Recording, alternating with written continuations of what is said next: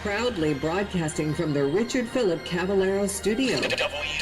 WRHU. Hempstead. You discovered. A cornerstone of the Lawrence Herbert School of Communication. WRHU. Now, Long Island's largest radio news team brings you the Associated Press award-winning program, Newsline. Coming up on Newsline Wednesday, March 27th, 2024. Trump believes the gag order was an appeal to the judge's daughter. Netanyahu rejected a resolution calling for a ceasefire. Disney and the state of Florida have come to a settlement. And an update on the Francis Scott Key Bridge collapse. Coming up, what to expect on the upcoming solar eclipse, and we're talking about sleep. I'm Fatma Moen with your science report later in the broadcast. In entertainment, what good-looking couple just had a baby whose superstar charges were dropped? I'm Taylor Montgomery, and I'll have all that and more later in the broadcast. The Islanders travel to the Sunshine State. Hofstra baseball contests a Long Island foe, and Hofstra softball falls short to Mizzou. I'm Juliana Monti, and I'll have all that and more in sports coming up. Good evening, everyone. I'm Alexa D'Amato. And I'm Cameron Bowden. We begin tonight's broadcast with an update on the Trump gag order. Former President Donald Trump is again attacking the daughter of a New York judge who put him under another gag order.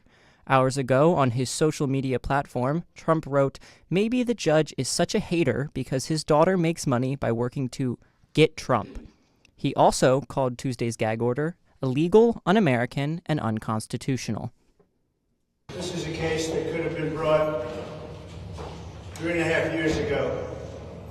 And now they're fighting over days because they want to try and do it during the election. This is election interference. That's all it is. Election interference. The gag order prevents Trump from making or having others make public statements about jurors and witnesses, including about adult film star Stormy Daniels. However, it does not prevent him from making comments about Judge Juan M. Merchan or his family. Merchan issued the gag order because of Trump's history of, quote, threatening, inflammatory, and denigrating comments. Israeli Prime Minister Benjamin Netanyahu rejected a resolution calling for a ceasefire with Hamas. The United Nations was hoping for a ceasefire before Ramadan. We're working around the clock to make them real, on the ground, through diplomacy, because we know that it is only through diplomacy that we can push this agenda forward. That was Ambassador Linda Thomas Greenfield. She believes the resolution will favor Hamas. Previously, both sides have rejected a ceasefire as they believe victory is achievable. Netanyahu has said that Israel can only dismantle Hamas if it attacks Rafah, which houses over half of Gaza's population. The U.S. has said that attacking the city would be a mistake on Israel's part. Hamas will not be releasing hostages unless there is a stronger plan for a ceasefire. President Joe Biden and his administration have voiced concerns over civilian casualties, though they continue to send military aid to Israel. Flying down to Florida, Walt Disney World and members of a board appointed by Governor Ron DeSantis have reached an agreement today over a court battle surrounding how Walt Disney World will be developed in the future. After Governor DeSantis took over the theme park's unique district in Orlando, the DeSantis appointees experienced pushback by Disney, resulting in 2 years of litigation that was resolved today. In an interview, DeSantis praised the settlement, expressing the core aspects of it. I think the board will work with them. They are going to do a development agreement of some sort to kind of provide some contours for the district's land and how that's going to be processed, if it is processed over the ensuing months and years. The original takeover stemmed from Disney's opposition to Florida's Don't Say Gay law, which large parts of the law were overturned in an earlier court decision this month. The unique district provided Disney World with municipal services like firefighting, planning, and mosquito control, which was controlled by Disney supporters for a larger part of 5 decades. The president of Walt Disney Resort said in a statement that the company was happy with the outcome of the settlement. More updates are coming in from Baltimore after a cargo ship crashed into a support beam of the Francis Scott Key Bridge and led to its collapse, leaving 6 people unaccounted for. Last night, WRHU reported that the 6 construction workers missing in the collapse had been declared dead by their employer. However, the search and rescue mission has resumed this morning. New audio reveals the Mayday call that the police received, which left first responders around 60 seconds to stop the traffic on the 1.6-mile-long bridge prior to its collapse. I need one of you guys on the south side, one of you guys on the north side, hold all traffic on the Key Bridge. There's a ship approaching, has just lost their steering. So until you get that under control, we gotta stop all traffic. Just make sure no one's on the bridge right now. 213 dispatch, the whole bridge just fell down. Start, whoever, everybody. The whole bridge just collapsed. The timeline of events following the collapse are expected to be released today from the National Transportation Safety Board. Secretary of Transportation Pete Buttigieg has yet to release a timeline on the reconstruction of this bridge, but has outlined 4 areas where efforts are focused for the investigation and cleanup of the bridge remains. After last week's deadly terror attack out of Moscow, the death toll for the number killed at the event rose to 143 today, while 80 people injured in the shooting are still hospitalized. The massacre at Crocus City Hall on the northwestern region of Moscow was the deadliest extremist attack in Russia in over 2 decades, where 4 gunmen shot at thousands of concertgoers and set the venue on fire. Affiliates of the terror group ISIS claim responsibility for the attack, and U.S. and French intelligence groups confirmed that an Islamic State entity was responsible for the massacre. Russia's Federal Security Service, otherwise known as the FSB, said that 11 people had been arrested in connection to the shooting, including the 4 gunmen suspected of committing the mass murder.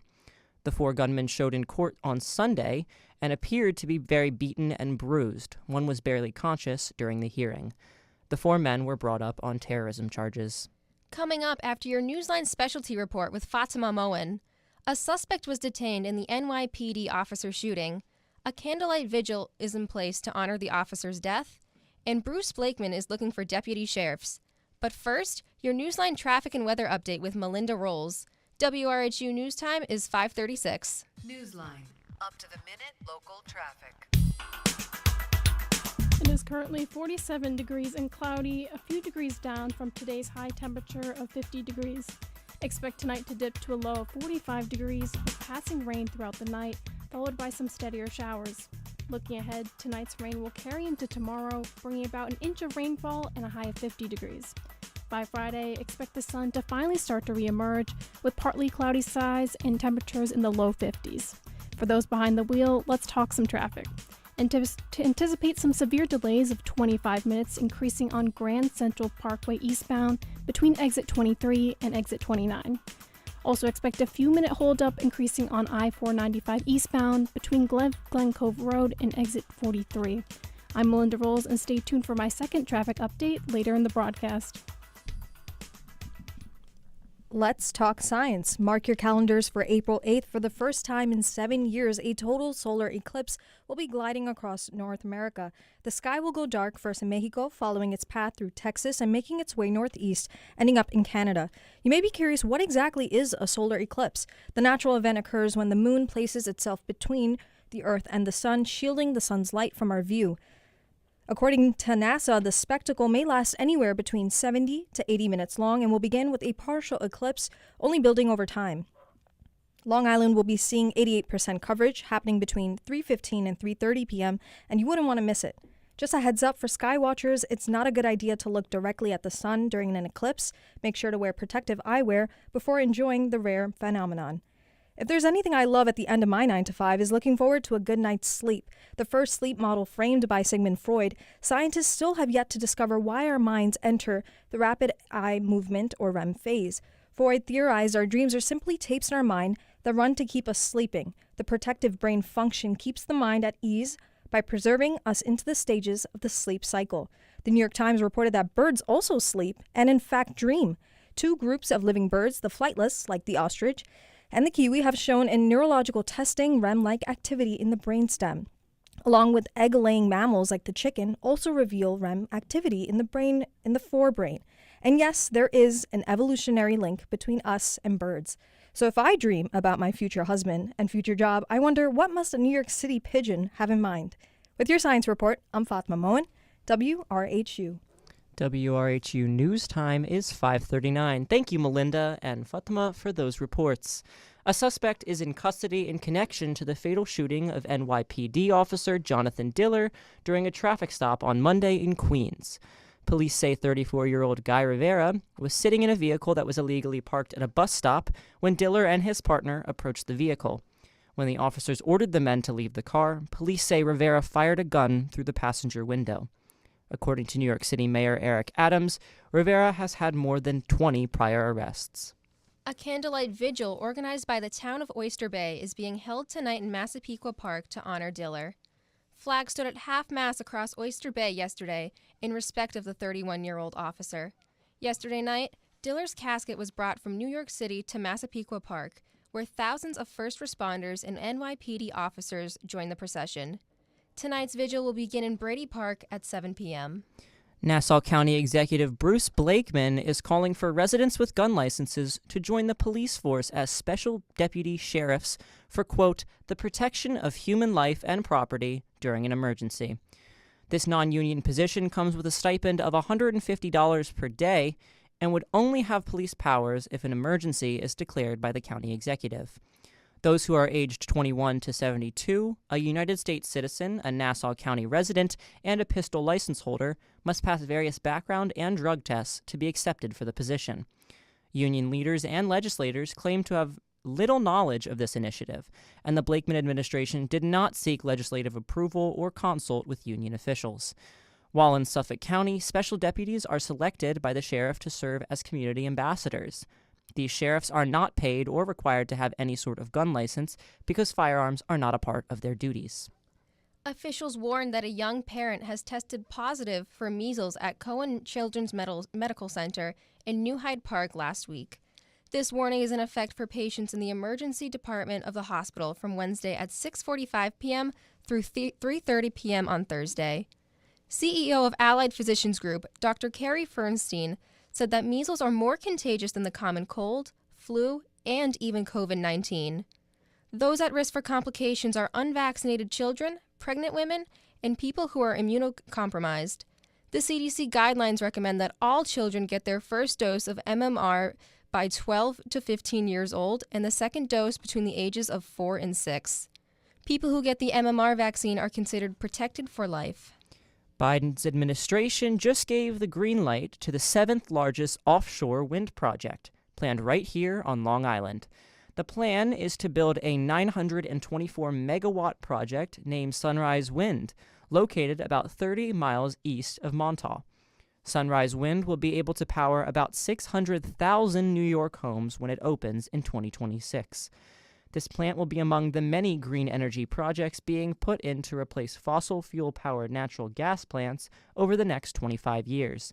Interior Secretary Deb Haaland said that this approval is another step closer to fulfilling the nation's clean energy goals.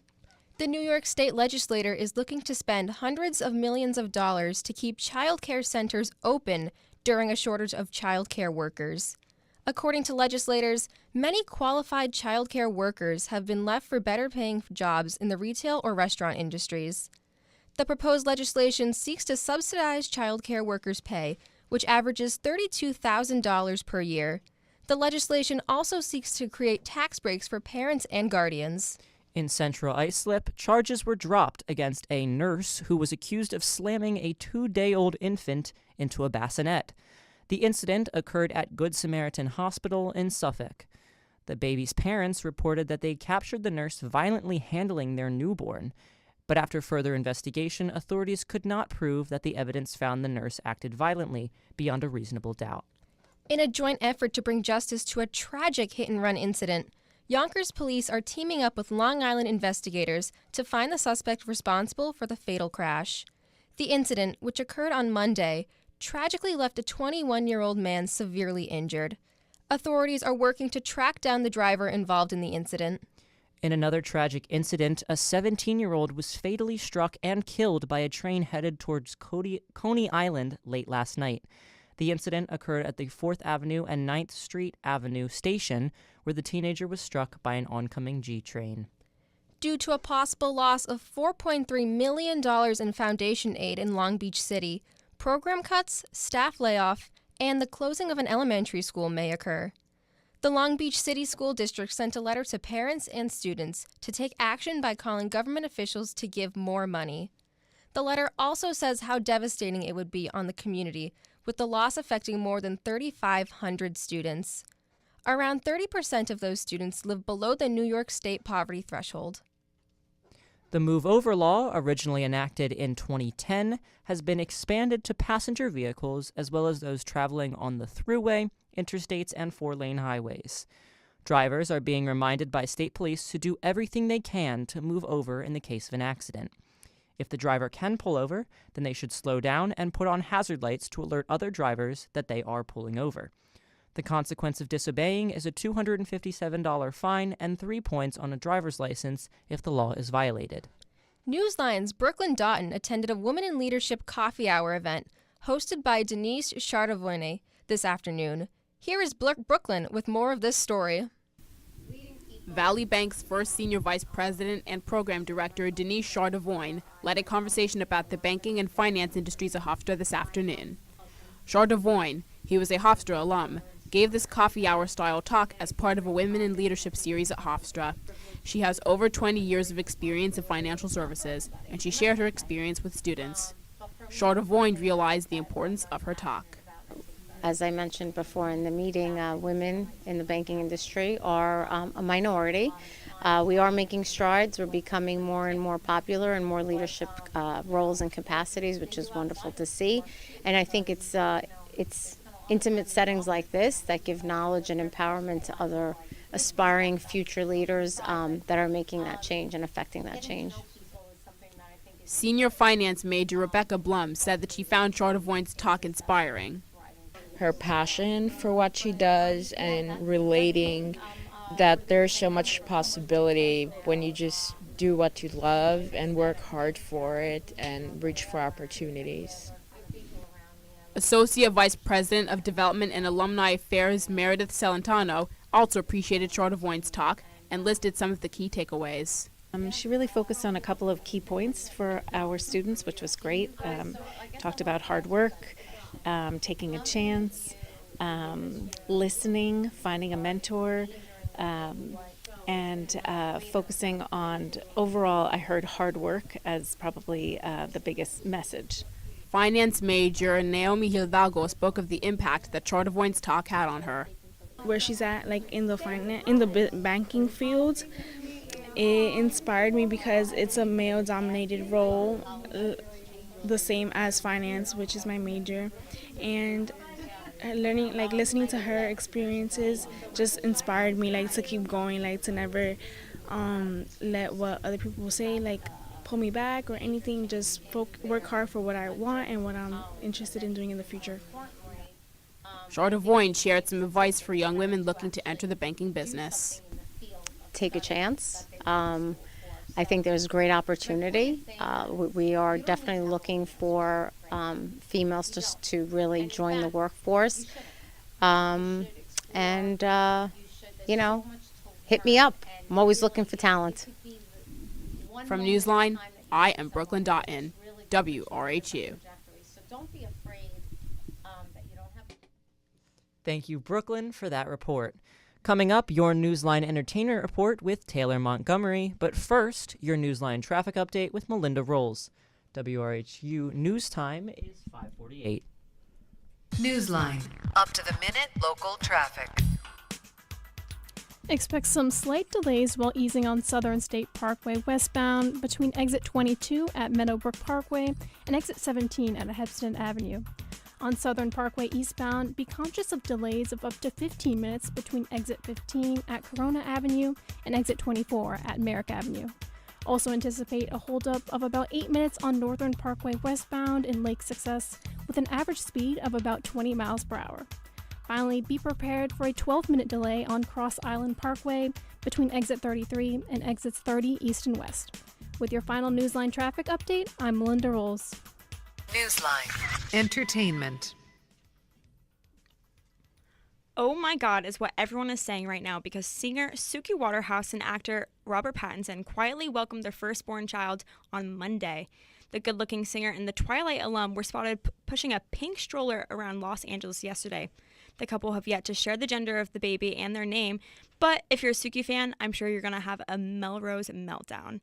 The pair, who started dating 6 years ago, definitely won't go without fail in announcing it in style. Suki revealed they were expecting while performing at the Corona Capital Music Festival in November. She flaunted her baby bump, saying, quote, "I decided to wear something particularly sparkly because I thought it might distract you from something else that's going on. But I'm not sure if that's working." Again, a huge congratulations to the couple. Taylor Swift's father, Scott Swift, will not be facing charges in Australia after his alleged assault on a paparazzo last month. The North Shore Police Area Command in Sydney conducted an investigation late February after Papa Swift defended the anti-hero star from paparazzi snapping unwanted photos of her after a show at Neutral Bay Wharf. The photographer Ben McDonald accused the superstar and her posse of being, quote, aggressive and unprofessional, but thank goodness everyone and everything is safe, healthy, and unhurt. Don't you hate that? Hey, what? Uncomfortable silences. That was the iconic dinner scene between Mia Wallace and Vincent Vega from Quentin Tarantino's Pulp Fiction, which turns 30 this year. But today, Tarantino turns 61, and the internet is going crazy trying to figure out what his best movie is or if he's the next Steven Spielberg to celebrate. As many of you may know, Tarantino is one of the most renowned filmmakers of all time, but he's coming up on his retirement from feature filmmaking as he has only one more film to go, succeeding Once Upon a Time in Hollywood. His self-imposed 10-film goal comes after the source is of controversy due to his conflicting accounts of filmography. But until the release of his farewell film, I'm Taylor Montgomery with your entertainment report. WRHU News Time is 5:51. Thank you, Melinda and Taylor, for those reports. Texas plans to arrest people suspected of illegally crossing the border are still on hold after a federal appeals court order. According to the law, once migrants were in custody, they could either leave the U.S. or be prosecuted on misdemeanor charges of illegal entry. If they do not choose to leave, they could be arrested on a felony charge. This marks the second time the law was put on hold, though it was interrupted by the Supreme Court allowing the law to take effect. Opponents of the Texas law believe that it was the most dramatic state attempt to monitor immigration since 2012. The state believes it is their right to take action because President Joe Biden's administration is not controlling the border. Hunter Biden's attorneys are returning to federal court in Los Angeles, California. They're currently seeking the dismissal of 9 tax-related charges brought against special counsel David Weiss. The younger Biden is not expected to attend the hearing. He was accused of not paying taxes on millions of dollars that he earned from business ventures overseas. The 54-year-old could face 17 years in prison for 6 misdemeanor and 3 felony charges. Attorneys for the 3 men who killed Ahmaud Arbery asked a federal court to throw out their hate crime convictions. According to them, the prosecutors used the men's history of racist comments, which did not prove they targeted Arbery for being black. Federal prosecutors believe that the racist views that they expressed in their text and on social media believe that Arbery was an escaped criminal. 2 of the men, Greg and Travis McMichael, armed themselves and chased Arbery in a pickup truck. Their neighbor, William Bryan, joined in his own truck and recorded Travis McMichael shooting Arbery from a close range. Federal prosecutors seek to cancel Alec Murdaugh's plea deal and push for over 100 years in prison after accusing him of lying about embezzling over $6 million, an involvement of an unnamed accomplice. Already serving life for murder, his theft sentence may increase following a failed FBI polygraph. The case remains under investigation, with details withheld to protect its integrity, and Murdaugh's lawyers have not yet responded. Georgia's Republican senators have pushed forward a bill aimed at conservative changes in public schools, including banning transgender girls from participating in girls' sports, restricting sex education, and mandating parental notifications for library materials. The bill passed after a 33-21 vote, which was formerly a suicide prevention bill. Supporters claim it protects children and empowers parents, while critics denounce it as a mix of misguided culture war initiatives. It is uncertain if the more moderate House will be open to this measure. Former President Donald Trump is promoting the sale of the God Bless the USA Bible amid his White House run. Trump encourages supporters to buy the Bible, priced at $59.99, during Christian Holy Week. The Bible is inspired by Lee Greenwood's son, a rally staple for Trump, who has also appeared with Greenwood. This move coincides with Trump's legal challenges, including a pardon from a New York court regarding a $554 million debt, provided he secures $175 million within 10 days. And breaking news, Joseph I. Lieberman, senator and vice presidential candidate, dies at 82 years old. Now we take you to Houston, where police are investigating the death of 8-year-old Aaliyah Hako.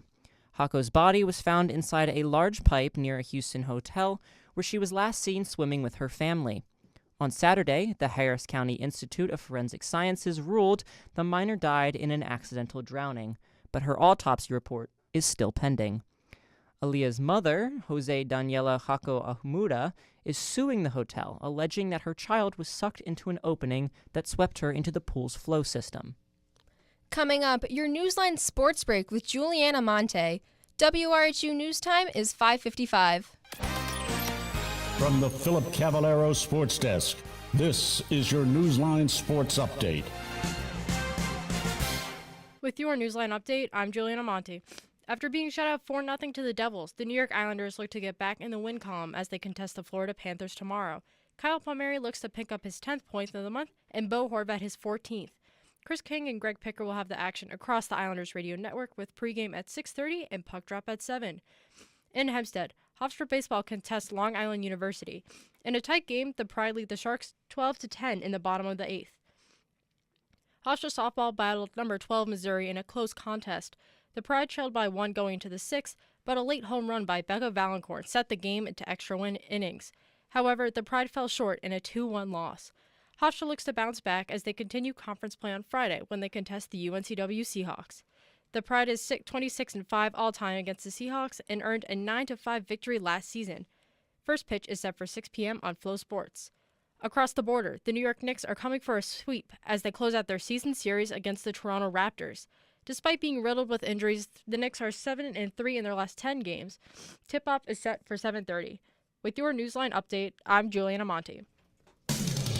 That will do it for tonight's edition of Newsline. Many thanks to the entire WRHU news team. Engineering our show this evening is Tiana Howell and Alondra Nolasco Rojas.